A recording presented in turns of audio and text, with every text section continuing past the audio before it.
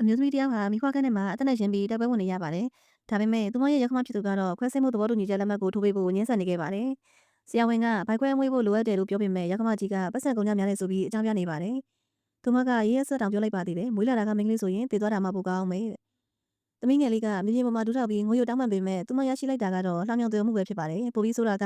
အမျိုးသမီးရဲ့ခင်မုန်းဖြစ်သူဟာကိုဝင်ရှိနေတဲ့အပြင်များကိုခေါ်ပြီးစေယုံကိုရောက်လာခဲ့ပါတယ်။သူကလည်းလူကယ်ဖို့ညှင်းဆန်ရုံနဲ့မကပဲသူ့ရဲ့သမီးအရင်ကိုတောင်အပိုလူဆိုပြီးနှိမ်ချဆက်ဆံခဲ့ပါတယ်။တကယ်တော့ဒီမိသားစုတစုလုံးဟာဇနီးဖြစ်သူနဲ့ဗိုက်ထဲရကလေးတည်ဆုံသွားဖို့ကိုကြိုတင်မျှော်လင့်နေကြတာပါ။နောက်ဆုံးမှာတော့အမျိုးသမီးဟာအတိုင်းစားမဲ့တဲ့မျှော်လင့်ချက်ကင်းမဲ့မှုတွေနဲ့အတူတည်ဆုံသွားခဲ့ရပါတယ်။ဒါပေမဲ့သူမမျက်လုံးပြန်ဖွင့်လိုက်တဲ့အချိန်မှာတော့လွန်ခဲ့တဲ့6 လကအချိန်ကိုပြန်လို့ရတွေ့လိုက်ရပါတယ်။အပြင်ဘက်မှာရခမဖြစ်သူရဲ့ဆဲဆူတန်းတွေကိုကြားလိုက်ရ